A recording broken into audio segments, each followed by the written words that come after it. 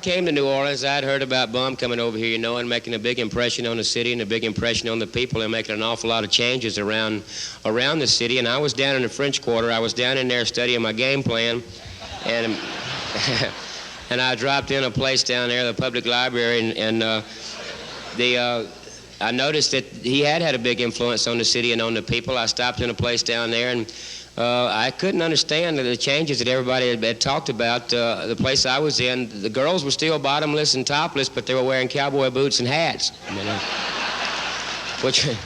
But I guess that's a big enough impression.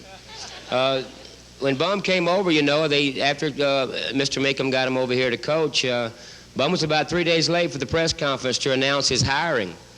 And it seems that on his way over here, Bum was driving his pickup truck over here. And we got about Slidell, he saw a sign that said, New Orleans left. Bum turned around and went back to Houston.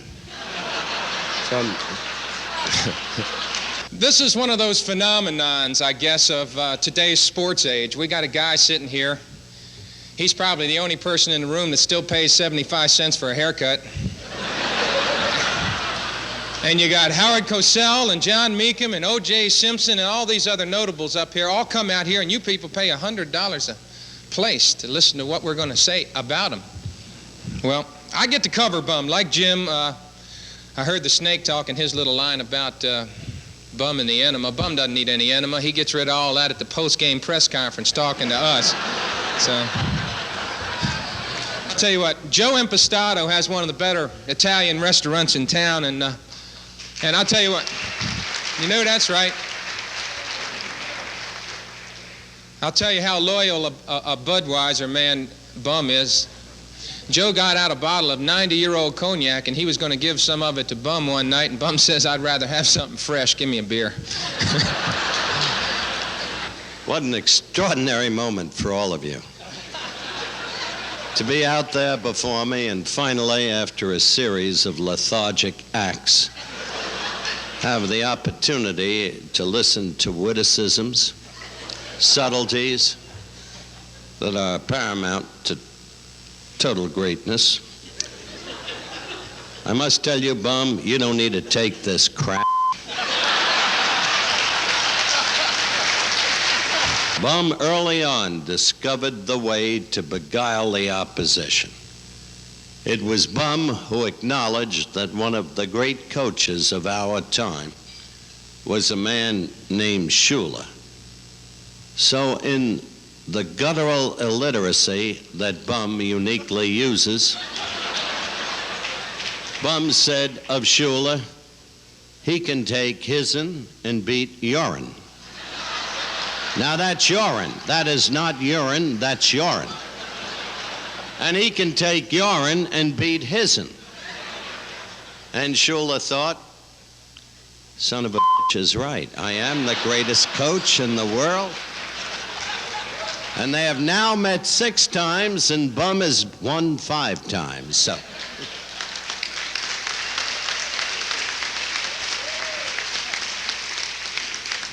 I would ordinarily stand up here and try to tell funny stories, but that would change the format too damn much.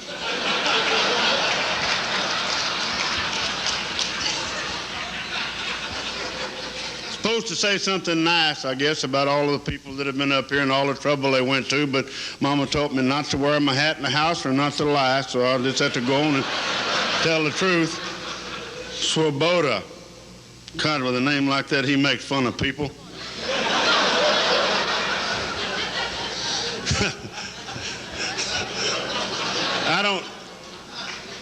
I don't know a whole lot of funny stories about baseball because I never did like baseball or baseball players. Swaboda, though, is a great major league player. You know, he attempted to steal second, and he got thrown out so many times that it prompted the media to write this line, that Swaboda has larceny in his heart, but his damn legs are honest. Okay, welcome. This is On Sports. We are live from the dome floor here tonight. You can see the Jets working out beyond us right here in the near end zone on the far side. It's the Saints doing their thing. What you just saw was an occurrence last night that will take a while before anything like that is matched in New Orleans. It was a chance for all of us, including Howard Cosell. O.J. Simpson was part of it, and a lot of other people, including the Snake, roasting the Bum last night. All of it a fundraiser attended by 500 people at $100 a plate to raise money for the Cystic Fibrosis Foundation. I'm going to tell you something. Bum is as good a sport as he is a football coach. Of course, when you're having a good year, it's a little easier to be a good sport. And Joe, right now we can see it all happening. The Saints are leaving the field right now. They are standing at 6-5. The Jets are here on a Monday night. If they win, they're 7-5. The 49ers and the Rams obliged you by losing. They're a game from tying for the top of the NFC West again. And you don't have to be a coach to know that this is an easy sell. You know, we thought it was a big ball game last week, but it wasn't as big as we thought it was. This has turned out to be the biggest ball game in the Saints' history, I believe. And it's very important that we come out and get started off right tonight, and I think we will. I think we're ready to play, and it looks like our team's up, ready for it. Enthusiasm really good, and I think we'll be ready to play. Is this one of those things where the Saints have an awful lot of people who have never played on a Monday night before? Now, what do? You're used to a Sunday afternoon where you don't have to spend a whole lot of time sitting around thinking about a ball game. What does the Bum do to deal with new guys that have never really gone through a Monday night before? Well, last night we checked into the hotel. We stayed at the Hilton downtown, and instead of having them sit around the hotel all day today, he let them go home. Some of them went back home. They may have mowed the yard or done something and kind of get away so that the pressure doesn't build as much. If you got to sit there all day and wait and then, think about the ball game, and you already know it's a big ball game, so now you got the problem of getting react or get too tight for the ball game. So he let them go. Some of them went back home. That's some business, whatever they took care of today. And then came back this afternoon at 4 o'clock for the pregame meal, and I felt like it was a real good thing to do to give them some time off. All right. Now, let's talk a little bit about the Jets. They're another one of those teams where the Saints are faced for the second week in a row in a team that's really been underachievers this year. They've lost 5 out of their last 6. Everybody believes they're a better team than that. Is there a chance here where you're looking at something where they're going to hurt somebody pretty soon? It's the same thing as when we went to Tampa a few weeks ago. It scares the difference out of you to know that you're playing a darn good football team, and this is a better football team, I think, than Tampa was at the time. They got very outstanding personnel. So it's a situation now you're worried again because you know that they're going to slip up and they're going to get ready and beat someone because they have the talent to do it. So the thing you've got to consider now, you got to go out and be ready to play. You got to be ready to up for the ball game because they're probably going to be up. They've been criticized a lot by the media in New York and so forth recently. And, they're coming into the same situation we're in. They're in Monday Night Football. They want to prove to people they can play. And this is a tough time to play Monday night because, everybody in the world's looking at you. Your own players from other teams are watching you and so forth. And it puts a lot of pressure on you to play on Monday night, particularly when you're in contention. Not only that, you got a Jets team now that has a really unusual situation. They've played most of their NFL time in Shea Stadium in New York. Now they've suddenly decided that the Meadowlands in New Jersey is a better place to play football, and they've soured a lot of fans. They've soured the city on themselves. This is no time to go bad. No, it's not. And I just noticed a sign right above us here, Ron, said we'll go to New Orleans, but we won't go to Jersey. And, I'm sure the fans feel that way up there. They have been in the Shea Stadium for a long time, and it's hard to move. And I'm sure that may have had some effect on the players thinking, it bothers you to have to move. Apparently it didn't bother Oakland a whole lot. They went down to L.A., but, some places it does, I think, bother you a little bit. And I'd hate to have to think about moving, even during the season. And I think that probably, that can, when things are going bad, everything seems to mushroom anyway. You played in Shea Stadium. You know what the fans are like there. I know what the fans are like, and I also know what the weather is like come autumn and winter. It's not a nice place to play football. A lot of swirling winds. It's just a nasty place to play, and I often harbored the theory that maybe the Jets like to play there since obviously they'd be used to it. But I ran that by by Richard Todd last night, their quarterback, and Todd said, "No, I'm ready to go now." So, well, I think probably the stadium is much better, the Meadowlands, and I think it'd be a better place to play football. And I think the fans in New York will go over there. I think it's just a matter of time. There's so many people in New York, they're going to get a full house regardless where they play. So I think that they'll follow them over. There's some of the fans that are there in the city for so long, it's been fans. They may not go, but other people will. They're waiting for people to buy tickets anyway. People are waiting to get tickets anyway. Large factors in this football game, Joe. You got the dancer, Mark Gastineau. He's a problem if he can get to your quarterback. The Snake obviously is a very different quarterback in terms of drop, in terms of the things he can do to avoid the rush, just by when he gets rid of the football and who he gets rid of it to. Last time they played here, they did not get to the Snake in preseason. That's a factor. Got to thank Stan Brock for that. Stan had a great night, and I hope Mark believes says about what he said if he got a chance to hit Stabler, he's going to let him down easy. I don't believe that, But at the same time, he's a great rusher. He's a good football player, and it's going to be a job. And we're going to use some things probably to take care of him, trying to, there's things that you can do. The problem we had last week, for example, out in San Francisco, you don't know where Dean's going to be. You can sometimes put the tight end on that side and squeeze him down. Well, they're switching him back and forth all the time, so you don't know exactly where you're going to be. You got Gastineau, you know where he's going to be. So you can put your tight end over there and kind of squeeze him down a little bit, give him a little help for your tackle occasionally, slip a back over every once in a while. That'll help you a little bit. The problem with Dean, you don't know which side he's going to be on. The Snake is throwing the ball well. He's throwing the ball well. I watched him down in pregame warm-up a while ago. He is throwing the ball well, and I think that's one of the things that I don't think Kenny has to have a lot of practice. This has been said a lot of times. I think the big thing is he just needs to know what we want to do, and he does know what he wants to do. He wants to play. He's ready to play.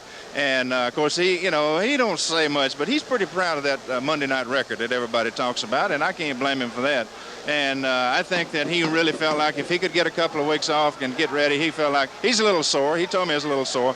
But I don't believe he has a flak jacket on or anything like that. He just goes and plays, and he'll play as long as he can. When he feels like he's no longer effective, then he'll tell Bum, and Bum will take him out. Hey, Joe Woolley, thanks an awful lot for being with us here tonight. There's a lot more awaiting us on a Monday night with the Saints against the Jets, and we'll be back with all of that if you keep it right here.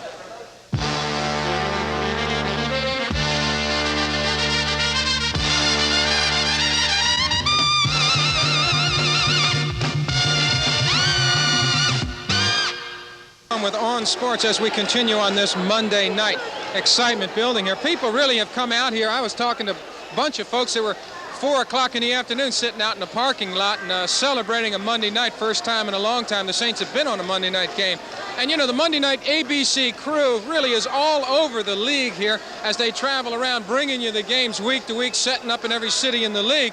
And a couple of guys have an interesting enterprise going. A couple of the members of the Monday Night Football technical crew have put together a cookbook and restaurant guide, and it's based on the premise that Monday Night Football really has messed up a lot of meals and a lot of homes all over the country for a long, long time. And what they're trying to do here is they've cataloged the restaurants and recipes that they've enjoyed in their trek around the country and around the NFL. And as co-author Gary Donatelli puts it, hopefully it'll provide a little culinary playback or payback. Well, we tried to get a good cross-section of different types of ethnic groups and food sources from the different cities, whether they were by the sea or across the plains. And we also tried to get a good cross-section that reflected the 30 million people that watch our show every week. If you want just a top-of-the-line restaurants, you can go get a Michelin guide. But not everybody eats in a 5-star restaurant. And we don't eat in a 5-star restaurant all the time. There are times we have a chance to get a good restaurant in, and other times you got to get a fast bite and a beer. And so we tried to show the different places we found across the country that have these. And we got some secret recipes. We got recipes from Howard Cosell's wife and Frank Giffords, and Don Meredith wrote us a nice introduction, and it's a lot of fun. You must be glad to see Bum here, and the Saints getting better. It means you're going to be able to get into New Orleans more often on a Monday night. Oh, yeah. Well, as we wrote in the New Orleans chapter, that we're glad Bum Phillips came here because it gives us a chance to come here more than once every 3 years. Now that there may be a Super Bowl contender, maybe we'll come back once, twice, 3 times a year, and we'd love it.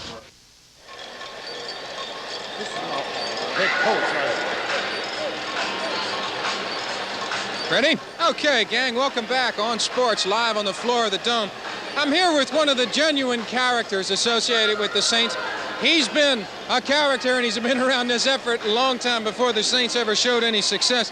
This is Charlie Kurtz of Charlie Saints Marching Group, and Charlie, I noticed you're carrying that's a serious snake you got there, Charlie. You feed that thing?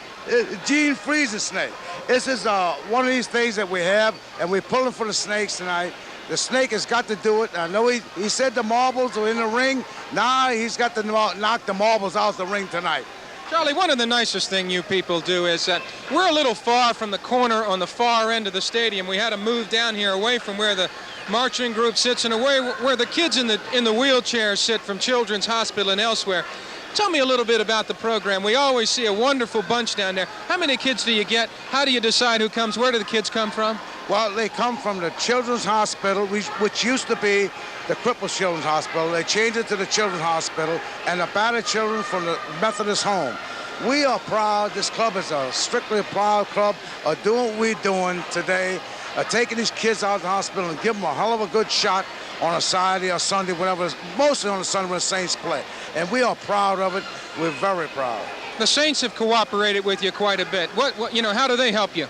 Well, just recently, the Saints have cooperated with us. They're buying our season tickets now for the children, and we're supplying the food. And it costs a little money. We're not a rich club. We're just a small, little, mediocre club. And but we do have a few dollars to take care of the kids with the food anyhow. How about Charlie's Saints marching group now? How big a group is this now? Have you found it a little bit easier to get members now that the Saints are winning a few football games? Well, we never did worry about membership, because this club is strong because of what we do, like I said, for the children. And we are standing here tall right now and hoping that we continue doing what we're doing and taking these children out the hospital and give them a day. Like some of the doctors told me at the Children's Hospital, it's the best shot of medicine you could ever get. Thanks an awful lot. Charlie Kurtz of Charlie Saints Marching Group.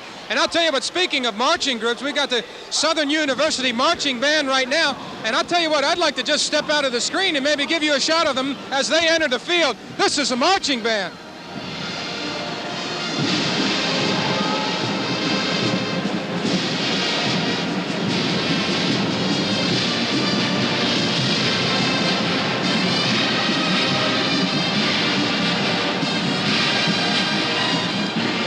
Okay, as you watch the Southern University Marching Band, stay with us. We'll be right back if you keep it right here.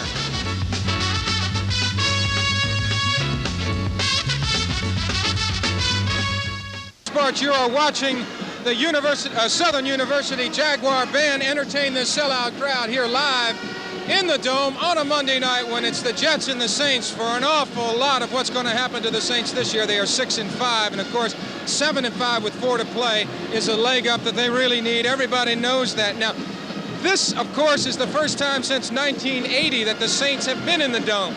The last time they were here, it was an awful year in 1980. Most of us remember that Saints team, the worst in their history. They were 1-15 when it was all over, and it was also the year when the bags came out. The bagheads were here, and the Saints, of course, have come a long, long way since then, but Kenny Berthelot will take us back 3 years now, back to the bagheads. The Saints have never won on Monday Night Football, but they have lost 5 times, the last being a 1980 humiliating 27-7 defeat to the Los Angeles Rams in the Superdome. That loss gave national television exposure to the bagheads, something that quickly became a symbol of frustration used by embarrassed fans who followed losing teams. The baghead idea was born in New Orleans after the Saints lost their 9th game in a row. A local bartender, Bobby LeCount, and a few of his friends felt they could no longer cheer for a franchise that had never finished above 500. We just wanted to, I guess, let something out, and that was our way of saying, okay, we still love you guys, but just try to win one so we can take these things off our heads. With each Saints loss, the bagheads became more popular. Aints fans outnumbered the regulars in the mostly empty Superdome seats. You could find a bigger crowd at a post-game party where true Aints fans could wrap their thoughts around anything more pleasant. Even the deluxe model Aints bag, designed for Christmas, began to make an appearance. Then 3 games later, after the nation watched the Saints self-destruct on Monday night, the bagheads began getting national exposure from football publications to the Wall Street Journal. LeCount was interviewed by newspapers and radio stations nationwide. What do you think when you sit back and realize that you started something that has become a nationwide phenomenon? I think it's scary, very, very scary. I expected it to be a one-time thing that really wouldn't go any further than maybe just 1 game or 2 games. With just a few people involved? With just a couple of my friends involved. That was it. It was done just amongst a few friends. And then all of a sudden, the ball started rolling. I got phone calls from CBS, from ABC. The Saints finally broke their 0-14 streak in New York when they beat the Jets, the only win for New Orleans in that 1980 season. The New York Times then published a cartoon of a humiliated Jets team headed back to their post-game locker room, left holding the bag.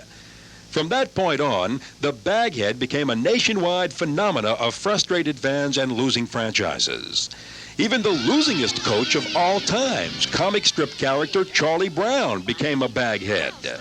Well, finally under Bum Phillips, the Saints are doing so well that Bobby LeCount feels like he can put the torch to these bags and do away with this local phenomena forever. Bobby? Who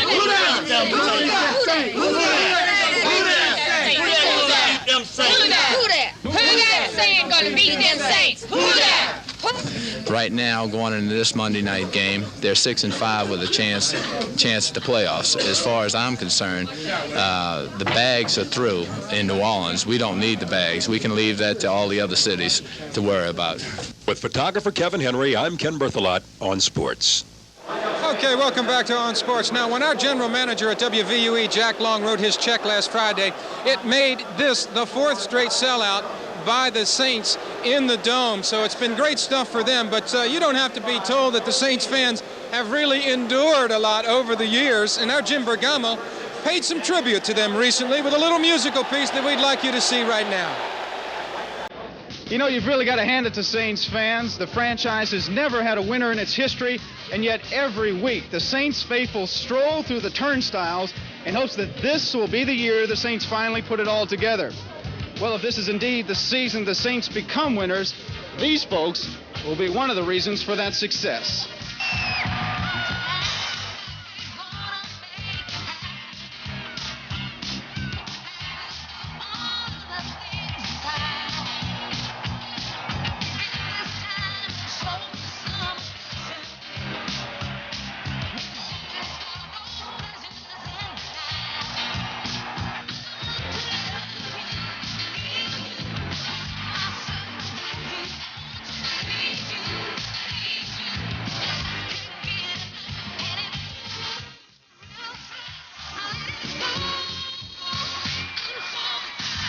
The fans are number one. Wake up, America. New Orleans is here.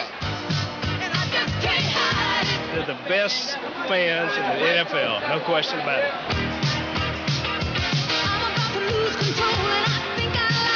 What do you think about the Saints fans? Are they the best? Oh, definitely. Beyond a doubt. Saints fans have been a frustrated group of fans for all these years, and now they finally got what they've been wanting all this time, a winner. Those folks that say it don't get no better than this, they never been in the Dome. They never been here.